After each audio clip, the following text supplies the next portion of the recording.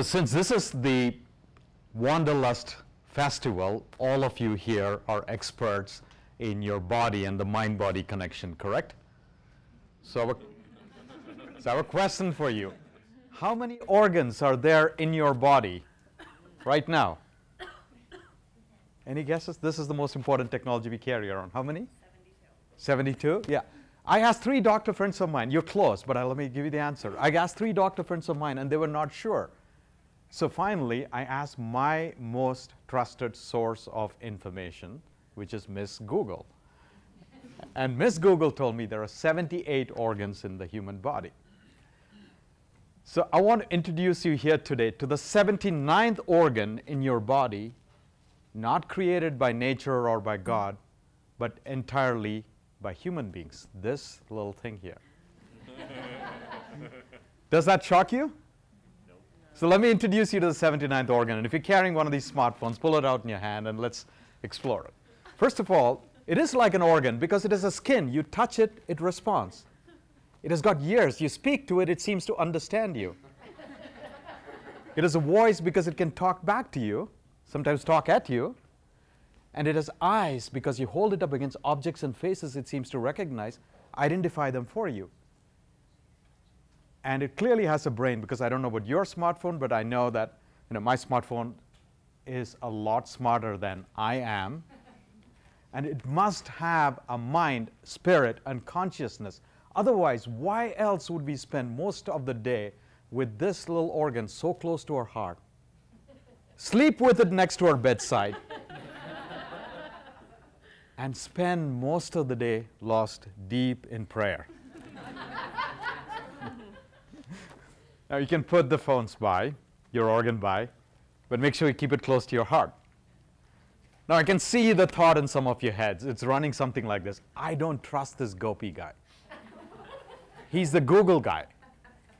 I'm already driven to distraction by these little gadgets I carry around, and he's the drug dealer pushing more onto me. These flames of distraction are constantly consuming me, and he's pouring gasoline on these flames. But seriously, I'm here today to talk about what I call the Yoga and Dharma of Technology. If you just know. And it's very simply this.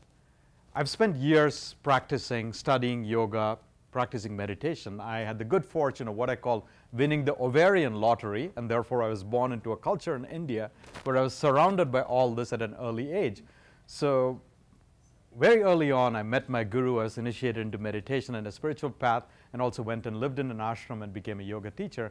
And those have been the anchors of my life, even as another part of my life led through more conventional, secular kind of education, professional life, business school and engineering school, and finally working in the lion's den in Silicon Valley at Google.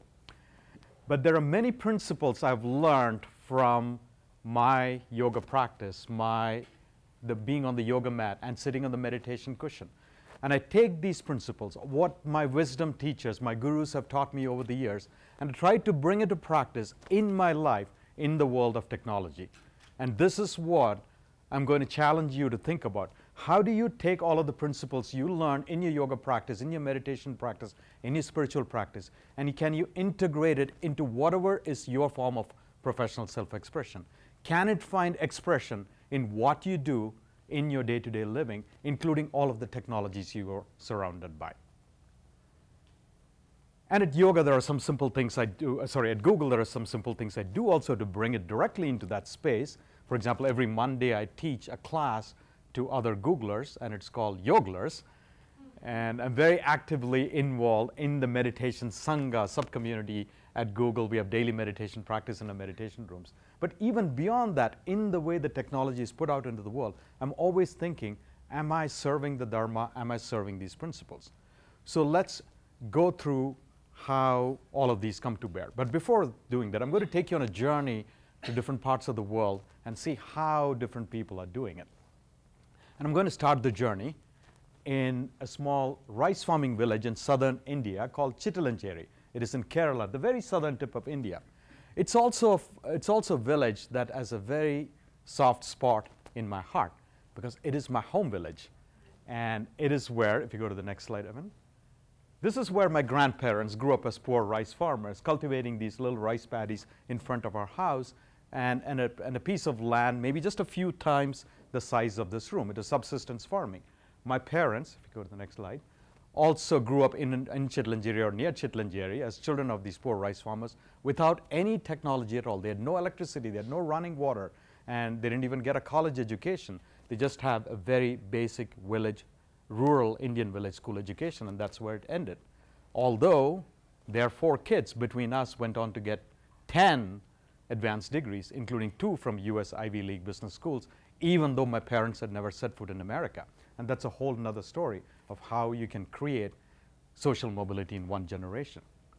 But the story that I want to tell you is that 4 or 5 months ago, we had a little ceremony in our village temple, and I'd gone back there with my family, with my parents, with my siblings. And I was looking at the village school where my mother studied, and the physical conditions of the school looked pretty much the same as to when she went to school, but with one difference. And if we just go to the next slide, for kids in that school and tens of thousands of other schools around that, if they have access to computers and the internet, they now have access to the same amount of information as somebody who goes to Stanford or Berkeley University. We are leveling the playing field for humanity. So why is that point significant? So let me bring it back to yoga. What does the word yoga mean to you? What do you understand when you say I practice yoga, I live by yoga principles? For the 17 million people in America who practice yoga, for most of them, yoga means I roll out a mat and go into poses like this. But going beyond that, at the very root level, the Sanskrit word yoga means to yug, or means to join. To join what? To join our individual consciousness to the universal consciousness, to the collective consciousness. And together, if we can raise the collective consciousness of all of humanity, we are truly living the very principles of yoga. We are practicing it.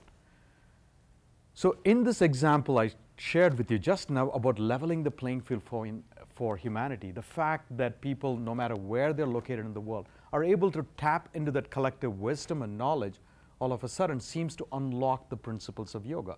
At least in my mind, I see technology playing this significant role for humanity. So as I was walking down the paddy fields, and you can go to the next slide and leave it as a blank, yeah. As I was walking down the paddy fields of Chitlangery a few months ago, I was struck by the fact that half the village seemed to carry one of these telephones in their hand. They all had sprouted miraculously this 79th organ. And that was significant to me because when I was young and I would go to the village and spend time with my grandparents running on the paddy fields, there were only 3 telephones in this entire village of 20,000 people with 2-digit numbers. So can you imagine the fight for vanity numbers in a community with just 2-digit numbers? So there were just 2, and the 3 telephones were with the village headmaster, the pharmacy, and the post office. And back then I thought of myself as a child prodigy because I carried the entire phone book of this village of 20,000 people in my head. I still do, 31, 32, and 33. But this time when I went, I found that half the population seemed to be carrying some sort of a mobile device. In fact, just to give you numbers, there are 7 billion human beings on the planet, and as of today, 6 billion mobile devices are on our planet. And it struck me that any one of these villages could pull out the 79th organ, punch in 15 digits, and be instantly connected to one of you in this room on your device. We are at this point in humanity where 6 billion of us are connected to each other. We've never had such a moment in our human existence. So what is significance about it, and where the connection with yoga is? What are we doing with that level of connectivity? And very simply, this is what I'm seeing happening. We are taking our individual knowledge, wisdom, and sharing it with everyone else in the sense of abundance, in the sense of giving, so that everybody can be helped and we can raise the collective consciousness. And it's touching people's life in so many different ways, at an individual level, sometimes at an entire social level. And that's where I say the principles of yoga, the principles of meditation, the principles of dharma that we often talk about, these teachers talk about, are beginning to manifest around the world, and technology is now becoming an enabler to do so. So let me give you my first example. From Chitlanjeri, I'm going to take you to Soy, Kenya, and introduce you to a farmer called Zach Mater, to give you an example of how Zach is benefiting from somebody else's wisdom transmitted through this technology medium. Okay? So let's play this video.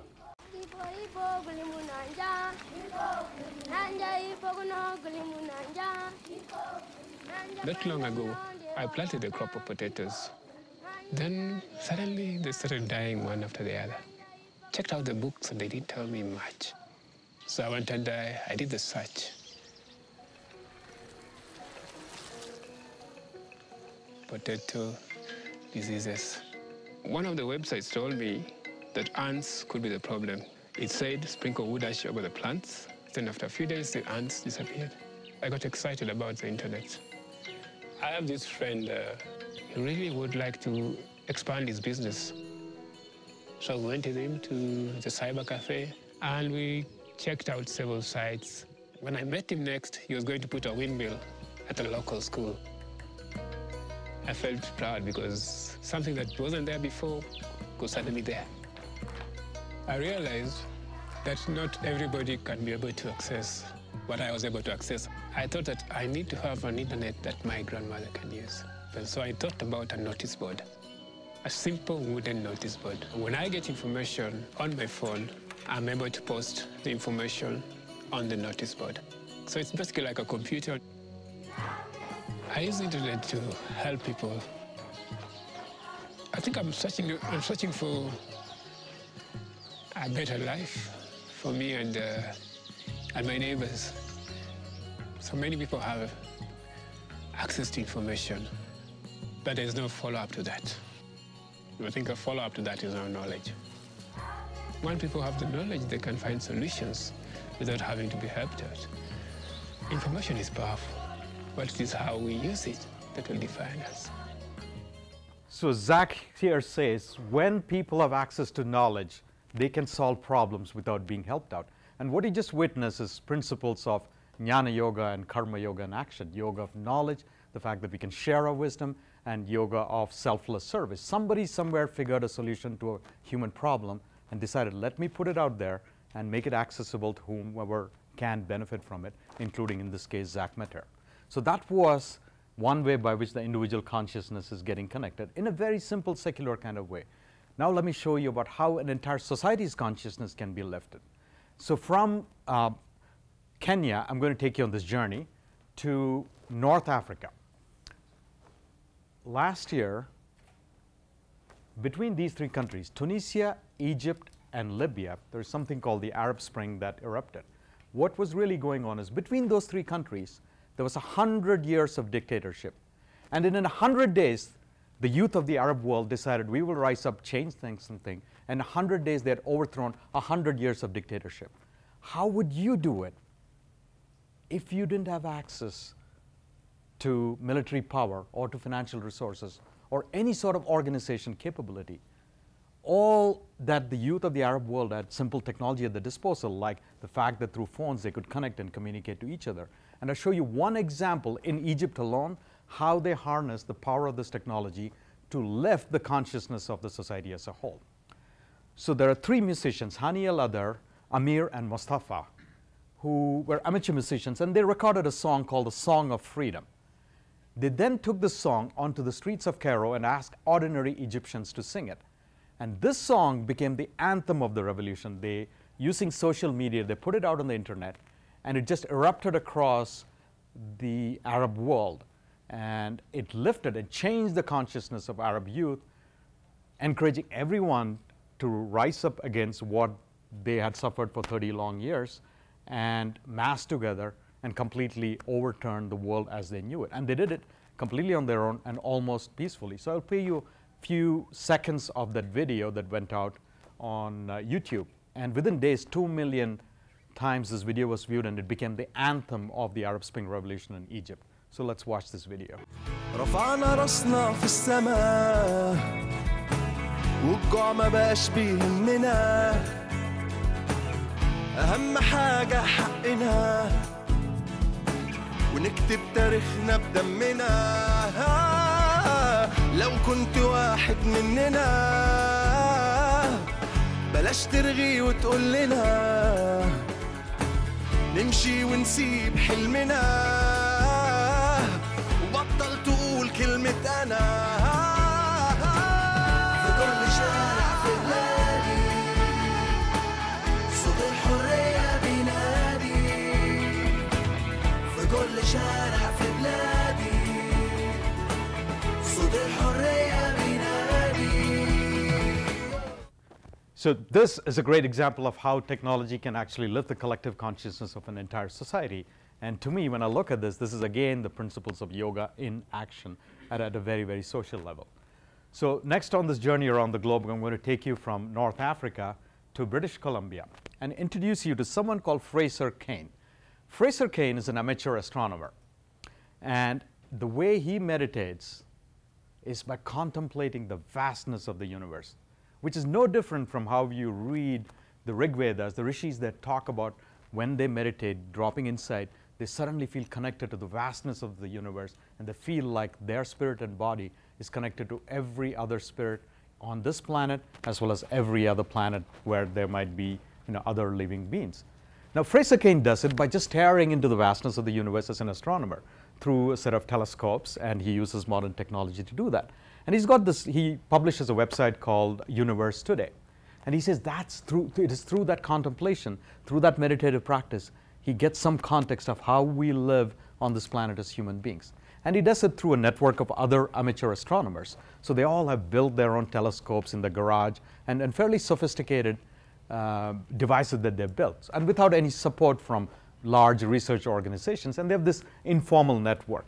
But except that sort of wisdom, this contemplation, this practice is available only to this tiny network of people who know each other. So Fraser had this idea, what if I were to take that capability, that abundance that I have, unlock it and make it available to all of humanity using technology because it is available. So one of the products I work on at Google is Google+, and a simple capability it has is that we can chat with each other through video. 8, 9 people can get on just on your computer, click a couple buttons, and from your browser using a camera, you can talk to each other. A simple capability, and a lot of people have been using it. Fraser had this idea, what if we actually took the telescope and the view that is coming in and put it into that video view so that people anywhere in the world can join, look at it, and we can explain what is going on. And they rigged it together entirely on their own without even actually discussing it with us, which is great because that's how we want. They let their imagination soar. So I'm going to show how this concept they call it a star party. They do this every Friday night with a bunch of amateur astronomers. And you can see people from Pakistan, people from Australia joining in, looking at parts of the universe that they never would have access to because they don't have those kind of financial resources. And it is pretty incredible. So it starts off with one of those astronomers, Gary Ganella, showing some regular photographs, and then Fraser Cain comes and talks about it. So that is the context, and they call it sharing the universe with all of humanity. So let's go to Fraser. And just angle it a little bit down, like towards the line there. Like that? Okay. Fraser loves a rosette, so we always go to that when it's in view. I love science. I love communicating and exploring about space and astronomy. I want other people to enjoy this stuff as much as I do. My first instinct is always to set up the telescope and go, you look first. So when Google Plus came out, I thought, wouldn't it be cool if we could get a telescope streaming an image right into the Hangout? And Mike's got just this monstrous telescope that he's built himself. I hadn't even done a Hangout yet. I'm like, this actually sounds really intriguing, right? It's telescopes, it's computers. Let's figure this out, let's try it. He emailed me and he said, I think I've got it working. And he invited me into a Hangout, and there it was. There was the moon. I was hanging out with the moon. That was when I knew we could do anything. Let's get more telescopes, let's get different points of view. Everyone, this is Umair. Hi, Umair. He's based in Pakistan, and then we've got Peter, who is in Australia. We're getting people from Mexico and South America and South Africa, Malaysia. Hey, there's Pamela. Hey, Fraser. And now suddenly, there is a way, with almost no effort, we're able to bring all these people together and put on a show. Too close. Everyone good to go? Good to go. I'm going to click on Start Broadcast. We're public in 3, 2, 1. Hi, everybody. Once again, we're going to have our virtual star party. Working the telescopes tonight, we've got Stuart Foreman. He's the one showing us the moon right now. We've got Gary Ganella. What's your view, Gary? The monkey head, it's in the upper part of Orion. That's really cool. If we were looking at this image in color, what we'd see is this is a beautiful red line. Yeah, it's beautiful. Well, I think everyone's ready but Mike. Way to go. And no pressure, Mike. Oh, I think I see something. Can you move it a little down, Mike? There it is. Oh, man. Look at that.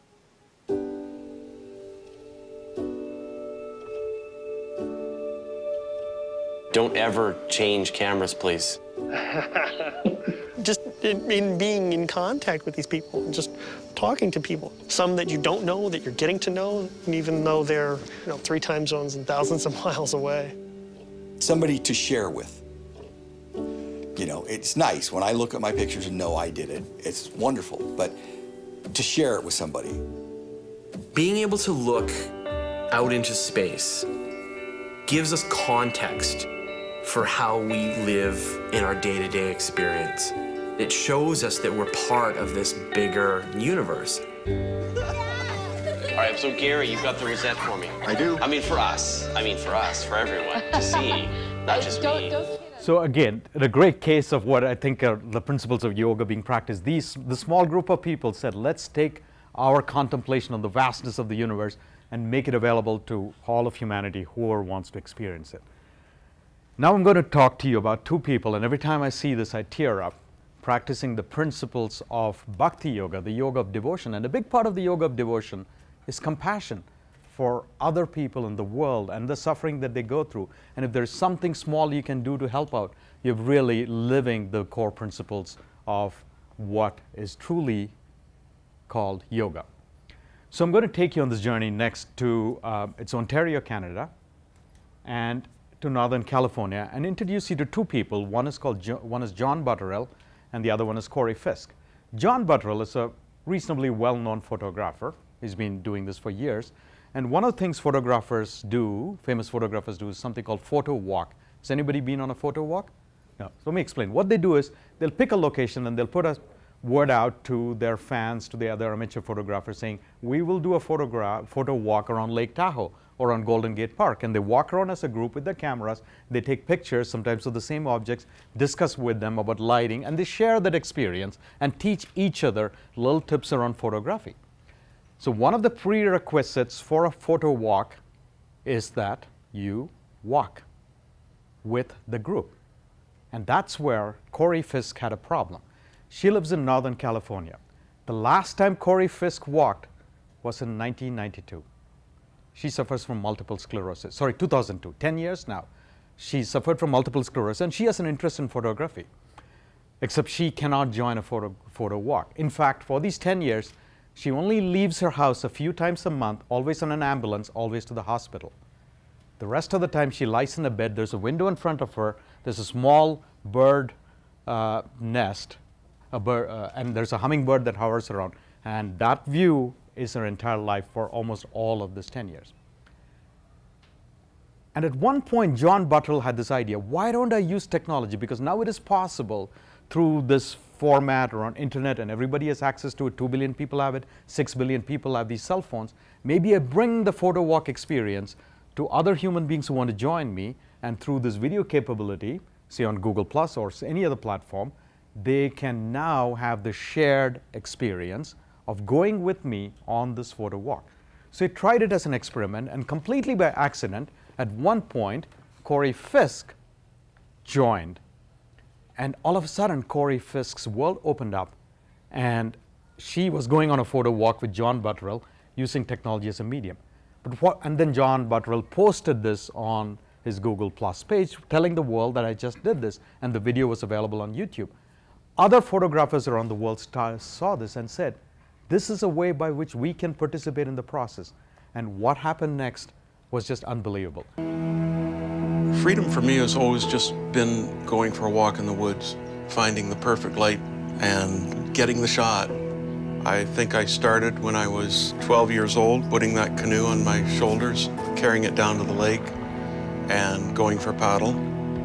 John Butterell as a young photographer, his epic canoe trip, 1969.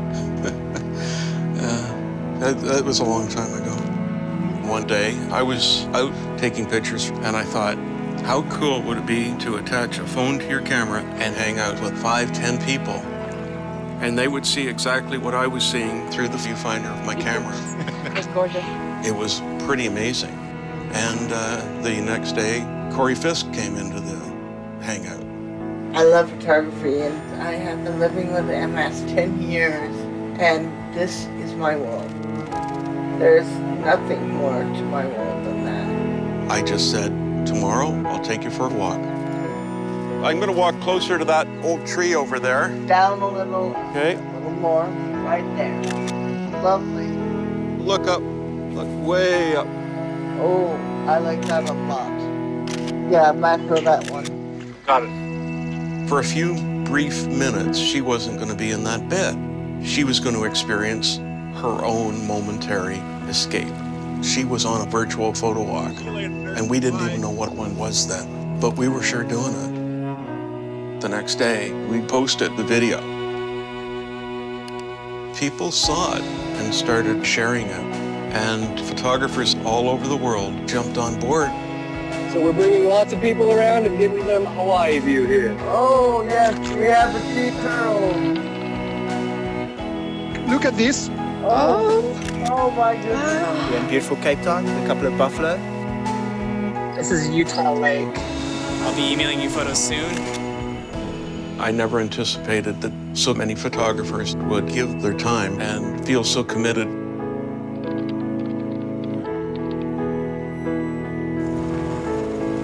As a photographer, you're in a special place taking pictures, and now people are with you, and for that brief time, you're giving them a little bit of freedom. I'm just gonna sneak around here.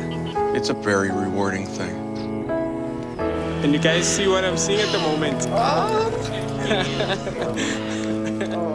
So regularly photographers from around the world came. There was a piece that I was hoping it was there, where there are these two photographers in Kenya and the Masai Mara, and they jump out of a jeep and go to this herd of elephants and in the wild, and they are viewing that, and Corey Fisk is sort of telling them, oh my God, I can't believe this.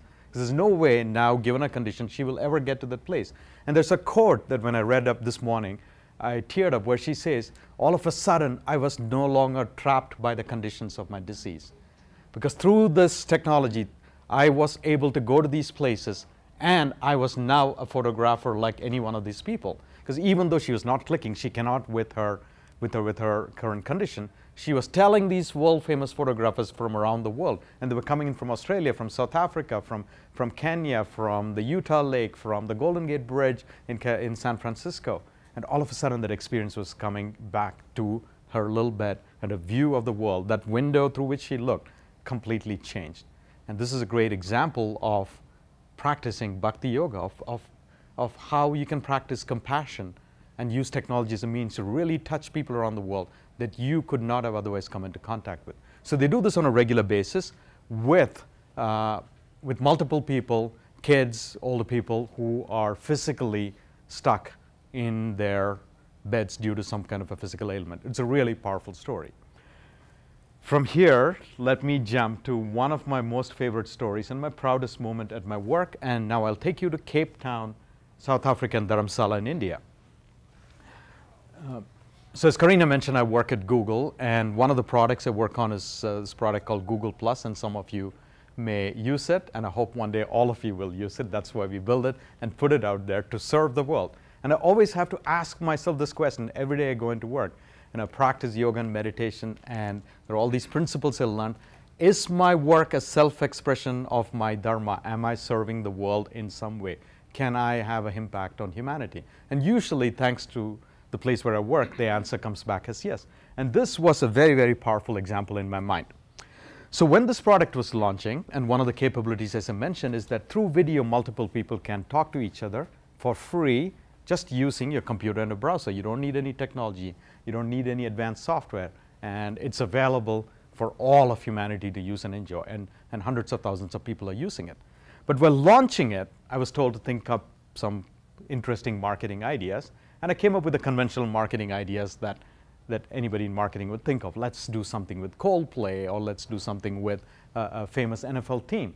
But buried in my list of 20 ideas that I presented inside the company was, I want to do a Google Plus Hangout with His Holiness the Dalai Lama and Archbishop Desmond Tutu, bring in 2 other Nobel Peace Laureates, just like them, and have 4 violent extremists, now reformed, into that conversation. And let's have an honest conversation about peace and compassion and how we connect each other as human beings, even as we deal with all the anger and injustice that is in the world. It is a wild and crazy idea, and I presented it around Google. The good news and the bad news about working in a place like where I work is when you present these ideas, nobody laughs at you. They take you seriously and they say, go make it happen. So that's what I was told, go make it happen. Except I did not know where to start and how do you get the Dalai Lama to participate in something like this. But sometimes when you write things down on paper and put it out and set an intention, the universe mysteriously aligns and they start manifesting. And this was one of my most powerful examples of manifestation. Because 4 days after I wrote this, on a Tuesday night, 1:30 in the morning, somebody pinged me from South Africa and said, I need to talk to you urgently. I said, I'm about to go to bed. It's 1:30 a.m. here in San Francisco, but let's talk. It sounds like it's urgent. His name was Jonathan Radinoff. And this is what Jonathan said. So Jonathan works in the Google office in Johannesburg, but I don't know him. He's never met me, so complete stranger to me. And he said, Gopi, I have this urgent request. We had this call from the Desmond Tutu Peace Center today, and they're having a problem. Desmond Tutu's 80th birthday celebrations is coming up in a few days, and the chief guest was going to be the Dalai Lama. And he was going to deliver a lecture on peace and compassion, but the South Africa government is not granting him a visa to enter the country. So geopolitics had intervened, and you know where that pressure must have been coming from. So they called us and said, is there any technology you people have through which we could make this happen? Okay, so imagine how the universe worked. At this point, we had not even launched the product. We had not even put it. And now I've been asked to do it almost for the very first time on the world stage. So I asked Jonathan this question, and he has no idea. I have this on a piece of paper in front of me. So he said, how did you know you had to call me? Where did you find me? He said, I searched the internal directory for this thing called Google+. A few names popped up. I started clicking on different names, who reports to whom. And finally, I came across your picture in the internal directory. And something told me, I need to call you. My intuition told me. And he followed through on his intuition. So I asked Jonathan, so okay, well, let's do it. Because nothing gets us excited at work than being champions for free speech and democracy and human rights. So I said, yeah, we will be defying, geopolitics. Let's go make it happen. So I asked him, how many weeks do we have to pull this all together? Because this is a complex endeavor. We had never tried anything like this. And he said, 3 days. Oh. So apparently what I said, I don't remember this, but Jonathan says the words that came out of my mouth were the following. He says, well, Jonathan, leave it with me. Let me see what I can do. Because around here, the impossible we do in a day or two. The miracles take a little longer, like 3 days. So let me go to work on it. And the thing that we had to come up against was the fact that part of it is going to take place in Cape Town, and the other piece is going to happen in Dharamsala, just south of the Tibet border in the Indian Himalayas. Both places not known for high bandwidth internet connections, and we're going to try and do this, and it would be witnessed for the first time on the world stage. But within 24 hours, people started moving around, and that's one of the things with my colleagues. They jump on these things in no time at all. They don't wait, and somebody, minutes after I finished a meeting with someone and said, let's do this, he was on a plane to South Africa, flying 33 hours. Someone else jumped into a taxi from New Delhi and rode 13 hours into the mountains to Dharamsala because the last plane had left. And 3 days later, this is what the world witnessed. Now this I really very much enjoy. You see, although physically long distance, but I can see your face. I just wanted to find out from you, why does the Chinese government fear you? Some Chinese officials describe me as a demon. I immediately respond, yes, I have a phone. how do we learn how to build a culture of peace? It's actually very straightforward. Let women take over.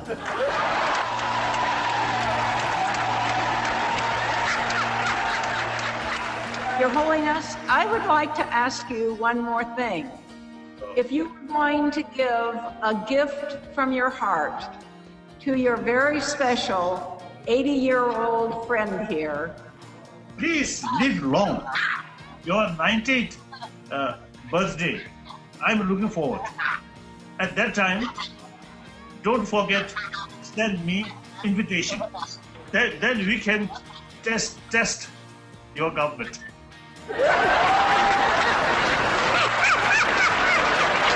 So as you can see in that little video, the Dalai Lama is sitting in his living room in Dharamsala, and the Archbishop is in the University of Cape West in Cape Town. And to me, when this event happened, what was significant was the fact that this is the 14th Dalai Lama. The previous 13 Dalai Lamas had almost never left the landlocked country of Tibet, okay, except one. I think the 6th Dalai Lama tried to travel to India and he was murdered on the way, and the 12th or the 13th just made a few days of a trip. That's about it. The others had never traveled. So the wisdom was locked inside Tibet, not really accessible. The 14th Dalai Lama has almost never lived in Tibet because he's not been allowed to. He's not even seen his people for 74 years now. And yet he uses now, this technology platform is allowing his wisdom to be available to the rest of the world. And if I would just give you a couple of numbers behind this on this product that I built. So when we brought him onto Google+, he had one person following him, that was me, because I had to set it up to test it. I was the first. Now he has 1.8 million, okay? And at one point, he had more people following his wisdom than even Sergey Brin, the founder of Google. And to us, that was a proud moment, because now millions of people have access to his wisdom. Every day he posts something, and it's usually around peace and compassion and a very gentle piece of advice, very, very accessible to everyone. And millions of people are commenting and sharing it, and the fact that he can use technology to unlock his wisdom. So when the work you do can overcome what you think is injustice of geopolitics and unlock this kind of wisdom and consciousness to be available for all of world's humanity, you have lived the highest principles of Dharma. So kind of to wrap up, if we just go to the next slide. Really the message I want to deliver, I've taken you on this journey around all over the world in different places, how human beings are using technology to connect with each other, to raise consciousness. And whether it was the villages in Chitlanjeri or Zach Mater in Kenya, the youth in the Arab world, the Dalai Lama and Desmond Tutu, Corey Fisk and John Butterell, or Fraser Cain and Gary Ganella, those amateur astronomers, what is common to all of them is they seem to be practicing some very, very fundamental principles that we all take away from the yoga mat and we all come to realize on our meditation cushion. And if I look at all of the learnings I got from my gurus through my sadhana practice, through my wisdom traditions originating out of India, it really boils down to three things. Our highest principles, our highest purpose is first to connect our consciousness to the universal consciousness. And you can call it nirvana or self-realization, self-actualization. But the point where you feel you're now connected in this beautiful, amazing, humane way to all of creation, all of human consciousness, you have achieved yoga or join. And the second is then make your life, make your work, whatever is your professional self-expression and your personal life, a tool by which the rest of society can also accomplish the same. So you're raising collective consciousness for society as a whole, like what you saw in the Arab world, Arab Spring example. And the third is to be of service to this world, whatever path that may be. In my case, it is all the work I do at Google, the products that I build. I'm asking, can it serve the world and make it a better place? Can it be a force for positive impact? And when I see all of these examples, I feel like I have tried to live my highest Dharma. Thank you all.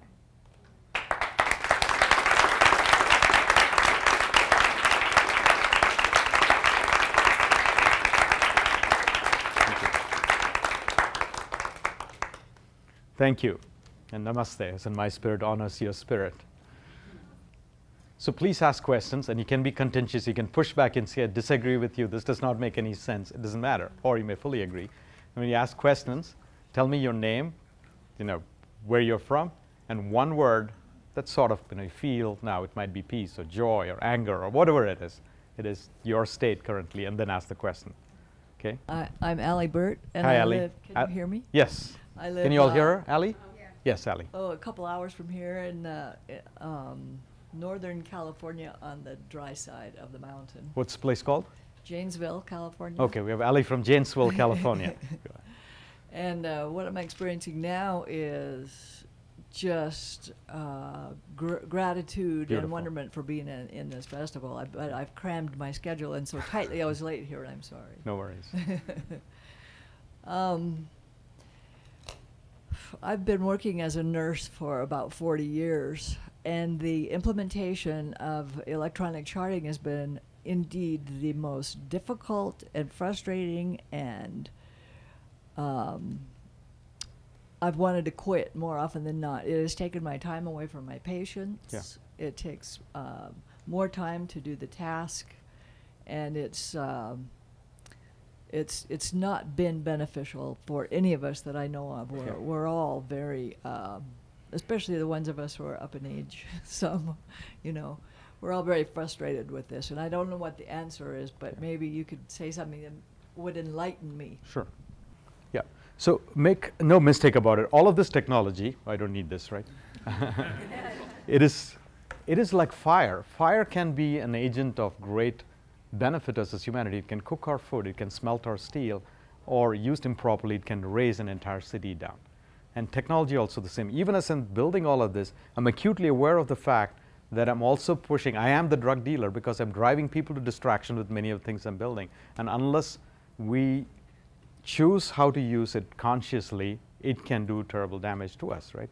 But that choice, that power lies within us. And we have to take individual responsibility. So even in this case, you're nursing. That's an amazing profession because among all of the forms of professional self-expression, I think if you're a doctor or a nurse, taking care of someone, you have a direct way of connecting to somebody. So when you see a situation like this, now technology is not being an agent of positive change, but it's actually detracting from it, then as a practitioner of yoga and as a practitioner of, on this path, it is your dharma to stand up and speak up against it. And even as one person, you can do it and say, this is not working. Whether someone listens to you or make any change, you must speak up and say. And you can often defy it. And often that's what I try to do also. My official role, I consider myself an anarchist, being an orderly threat to general civil society. Because all you need is permission, and you have permission. You have permission from the universe. Go do it. Okay? And don't be afraid of facing up to it, would be my advice. Okay? Thank you. Thank you. Yes. My name is Ashley Salmos. I'm from San Francisco, and I'm feeling very grateful for coming to this whole festival and coming here today. I was very bitter about technology, fighting getting an iPhone until my BlackBerry broke and I couldn't use it anymore, and just really wanting to separate myself because I find myself very frustrated seeing people just not being in the present moment, whether you're on a hike and take a photo and instantly send it to Facebook or Instagram or whatever it is that you're doing. And I'm starting to, find some peace with it and just letting people be however they want to be with technology. But I want to be able to kind of give other people and myself some tools to think about going through your daily life and when to separate things and when to be fully present. I mean, there was an article about the yoga instructor who got fired from Facebook because of the iPhone or someone looking at their phone. I mean, I just think that this is all great. This made me feel really good about the technology that's going on and the way you described how it is very similar to yoga. But I think on the daily, in my personal life, it's just kind of hard to find that balance with present moment and also just being accepting of people who aren't maybe doing that. Yeah, totally. And again, I'll go back to that fire analogy. And here I wanted to actually bring to people's attention and how all of the things that we think about in a yoga practice and wisdom tradition, technology can be an enabler. But there's an even broader point that I was making here, which is, in my case, I use technology because that is my form of self-expression. That is my dharma. That's my daily work. But it could be anything that you do with your life, which could be, you might be a baker, you might be a writer, you might be a farmer, you might work in government, you might work in law. But whatever it is, see if you can take these principles and bring it and find expression through your work is the broader principle I wanted to make. Because that's that's one issue we all struggle with, that I have my practice, this is the thing I do on Sunday morning, and then I go into work because that's how I pay the bills, and there's no connection. And if you don't have the connection, if you don't turn your work into karma yoga, a form of spiritual practice in a selfless way, you'll never be fulfilled. So that is the broader point I want to make. But to address your question, yeah, with technology, there is this thing of being endlessly distracted. So how do you change it? You start with a lot of mindfulness. And it is not the fault of technology, but it is how we as humans unconsciously approach technology. Let's not even go to technology. Let's take something as basic as food. It is a source of nourishment. This is the abundance that comes from nature, that grows on plants and trees, that nourishes us, gives us nutrients, that makes our brain work and our heart pump. And yet, we deal with it in such an unconscious way, from how we grow it, how we ship it, how we cook it, how we consume it, that we abuse our bodies. Much of humanity, me included, I think we abuse we don't honor our body sufficiently with the consumption of food itself. And it's been with us for millions of years. So I don't even have to go to something that was invented 20 years ago or 5 years ago, like an iPhone. So that problem is not the fault of this thing outside of us. And you can't change that by changing these externalities, by coming up with a different device or putting laws saying you shouldn't look at your phone for more than once a day. The only way we can change it is by shifting our consciousness. So how do you get there? For people in this room, it is not just hard, because you made the choice to practice yoga and mindfulness and meditation. You are investing, saying, how can I change my consciousness? And your own approach to technology will shift. And thereby, when you are the change you want to be, as Gandhi said, others in the world may choose to change, or they may not. But I don't even think it is our obligation and responsibility to make others change, because everyone has to take responsibility for their life and how they approach this. Okay, that's my answer. Let's just go to the back. You had a question? Or someone? Somebody else raised their hand. Well, the front row, all the way to the back. Okay. Thank you. Sure. So I think you've really beautifully illuminated your relationship between Dharma and technology, and thank you for that. What is your name? Where are you from in the one word? Alyssa, San Francisco. Marin, actually, Corte Madera. Yeah. I was wondering if you could talk a little bit about technology and karma. What do you mean by that? I don't know. That's up to you.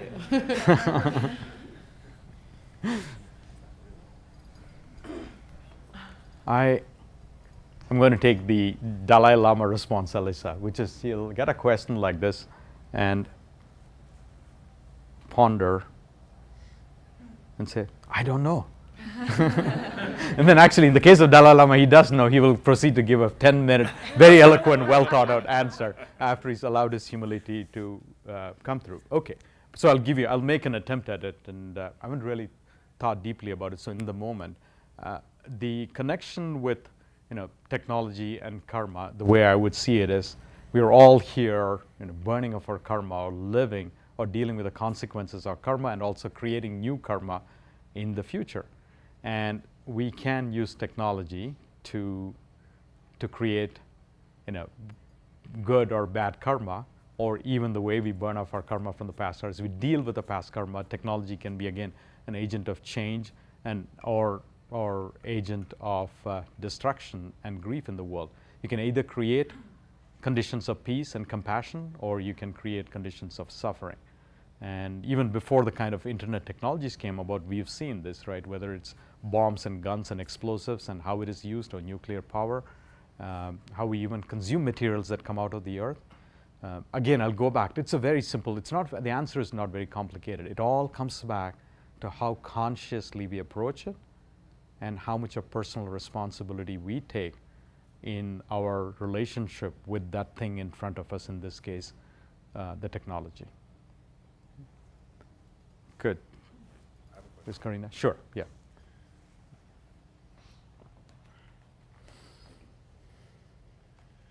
Hello, my name is Leif. I'm in San Diego, and I am feeling thoughtful. Okay. Hi, Leif. Hello. I also design technology, and what I have struggled with is the question of how good does the technology need to be before you can release it? You know, what is your vision on? I was touched recently when I read Steve Jobs' biography about how dedicated he was to getting it perfect before he would release it. Yeah. And so I wanted to hear your views on, you know, how perfect does a technology need to be before you'll put it out there? Okay. Again, slightly off topic, but I'll try to connect it to the topic and say, so there are many schools of thought saying it has to be like Steve Jobs, it's say completely perfect. The group of people I work with, we actually don't. As soon as it's even barely ready, we ship it out there because we like the formula experiment and iteration. And the reason being, we take advantage of something called, again, it's collective conscience, called wisdom of the crowds, that often we don't know what is the best way to make these things work. So put something that is roughly working out there and allow all of humanity to use, and you will get amazing feedback from them, and they'll tell you what to do, and listen. Then your duty is to listen and try to incorporate and make it better, and then put back in their hands, and do it with a great amount of respect and honor the people using the technology, listen to the feedback, and treat them with the greatest amount of respect. So that is my own personal philosophy to it. And it is an act of humility because you're surrendering to the fact that you don't have all the answers, and you cannot sit in a box and come up with these answers. Just one simple concept will illustrate this, which is there are 6 billion people, or almost 7 billion people on the planet now. And let's say you want to work with the top 1% smartest people in your realm. That brings you up to 70 million people.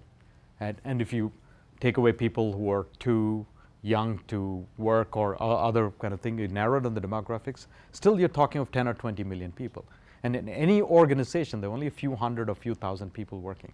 So you have to accept with great amount of humility that the smartest people who could actually help with this particular product or development work outside of your organization. So this approach actually taps into that collective wisdom.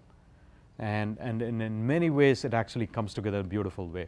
Can I take a minute more to give you an example of how, in this case, it was less about wisdom, about tapping into the collective abilities of human beings around.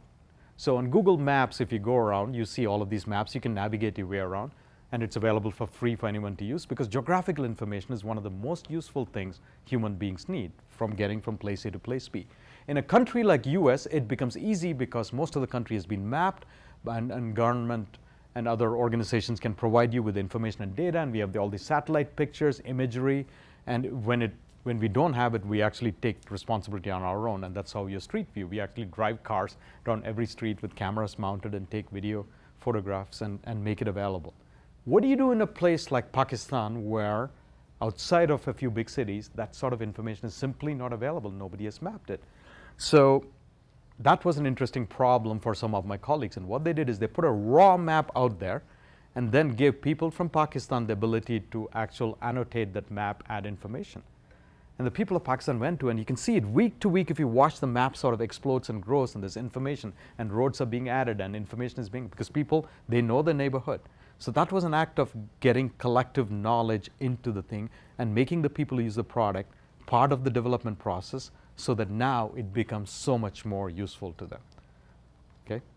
Good. One last question before we are at 12, right? 1 o'clock. Yeah, I think we need to end at 1. So a last question way there at the back. Let's send the mic there.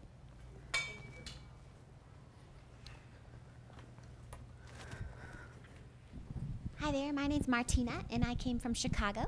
Hi, Martina. I would say I'm in a space of loving kindness. And I was just wondering about the 4 things that she mentioned at the beginning of the session, that you share a little philosophy, she said one of the things was doing one thing at a time. Okay. So you want me to go through the principles you said? Sure, okay. So this is a talk I gave 2 years ago. It's on, I gave it at TEDx also. It was called The Internet to the Internet. And it's a talk about how do I live in this, internet surrounded world, especially because my job, and I walked into the lines, then the minute I signed up for the job, I was really telling the world, I am okay to reading 500 to 1,000 emails a day. And there's no dial to turn it down. And yet, I have to be conscious about managing my life around these principles. And the main principle I made is in the talk is that even as we are surrounded by all of these technologies like what I showed you or by this 79th organ, we shouldn't forget the fact that the most important technology that we all have access to, and we all have equal access to that technology, whether you're sitting here in Chicago or California, or whether you are living as a tribesman in the Masai Mara, that one technology that is universally accessible to all of us is this technology here, our brain, our body, our breath, our consciousness. It is the most sophisticated, complex technology known to humankind. So how do we manage this technology? Because unless you optimize this technology, all of these other technologies don't matter, they don't count. In fact, when we start abusing this technology, as many of us tend to do, then our world completely crumbles and falls apart. So I talked of 5 rituals I practice on a daily basis to manage this technology, as I call it, the internet, even before I engage with the internet.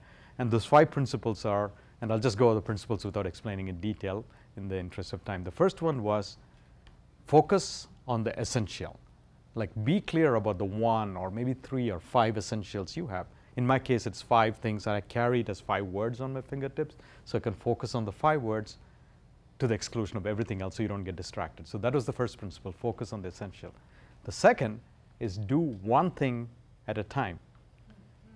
It's a simple thing, and for generation philosophers and wisdom teachers have talked about it, but we find it so hard to practice, especially given, as you said, all the distractions that we are surrounded by. I think you mentioned it, right? So do one thing at a time, because this technology is very good on focusing on a single task. You ask it to do 5 or 6 things, it completely falls apart. The third is commit yourself to 1 minute of mindfulness every day. Whatever that may be, it might be walking, it might be cooking, it might be meditation, it might be playing the guitar, whatever your personal practice is, commit yourself to 1 minute of mindfulness every day. And in my case, mindfulness is represented by yoga and meditation, so I have a commitment to 1 minute of yoga and 1 minute of meditation every single day. Now that should strike you as the most useless, ridiculous suggestion you've ever heard at this festival. But how I came about that particular principle was I was struggling, and after I'd learned to meditate and after I'd learned yoga at this ashram in India, I had a commitment that I'll do yoga for 1 hour every day and meditate for 30 minutes. So 90-minute commitment. And therefore, every single day for years and years, I failed. I almost never hit that commitment. And I felt terrible. I felt like I don't have integrity towards my commitment. Till I met a colleague at work, Meng, some of you may know him, and I told Meng I'm struggling with this principle. And he said, Gopi, why don't you start with 1 breath? Because even if you're trying to meditate for 1 hour, it's really 600 breaths strung together. It always have to start with your first breath. And since I'm a compulsive neurotic overachiever, I said, I can do better than that. I can do a whole minute. But something shifted with that 1 minute commitment, because now there's not a single day when I say I don't have 60 seconds. In fact, Evan was laughing because just before coming for this talk, I was getting ready, and I rolled out my mat and I started doing 2 sun salutations just before I dashed out here. And he's like, what are you doing? There's not enough time for yoga. I said, no, I want to do my 1 minute because that's my commitment. I can squeeze in 60 seconds. But something else more importantly shifted, and that was on many days I'll sit for my 60-second meditation. 60 seconds would pass. I would be having such a wonderful time. It would feel so sweet and so good inside. I would ask myself, what is there out there that is more important than this thing? What am I rushing towards? So then I sit for the 2nd minute and the 3rd minute. It was actually getting over the threshold that completely transformed my approach to it. So commit yourself to 1 minute of something that is just for you. The 4th is make non-negotiable appointments on your calendar to take care of this technology. And start with just one thing. So put one thing on your calendar that is absolutely non-negotiable. It might be every Sunday morning from 8 to 9, I'm going to commit to my yoga practice. Other days can fall apart, schedules can go crazy, but that is one thing I will lock myself into and hold it completely sacred, because then you can add a 2nd and a 3rd thing. So in my own case, one of those commitments is Monday evening at 5:30, I will always lead yoga practice for Yoglers at Google. And I've worked 6 years at Google. I've never missed a single class for 6 years. because that is my non-negotiable commitment. Unless I'm traveling, if I'm physically not here, I can't do it, in which case I bring a sub and make sure somebody takes it, and I teach where I am. So I've taught in Buenos Aires, in Shanghai, in Tokyo, because that is my one non-negotiable commitment, and you don't want to let go. And you feel a tremendous sense of integrity and peace when you do that. So that is the fourth principle. The fifth is, even as you talked about in a Facebook and all these connections, it's great this technology allows us to have so-called friends all over the internet, and we are proud of the fact that 1,000 friends are on Facebook and we have 600 followers on Twitter. But the fifth piece of advice I would give is, of ritual I practice, is to friend yourself. Because the most important relationship we can have is the one with ourselves. So before you get caught up in all of these friends on this technology, start with, the question you want to ask every day is, am I listening to the tweet from my heartbeat? Am I listening to that status update from my body? Am I responding to the chat request from my brain? Okay, so those are the 5 principles. And to wrap all this up, so as you go through the rest of this festival and go out there in the world, I want you to ask these 3 questions. Whatever form of technology you use, whatever is your form of professional self-expression, however you've chosen to live your personal life, are you using it as a tool to connect your consciousness to the universal consciousness? Are you using it as a tool to help raise the collective consciousness? And are you being of some sort of service to the world? Because that, at the core, is the very simple principle of yoga and dharma. Thank you again.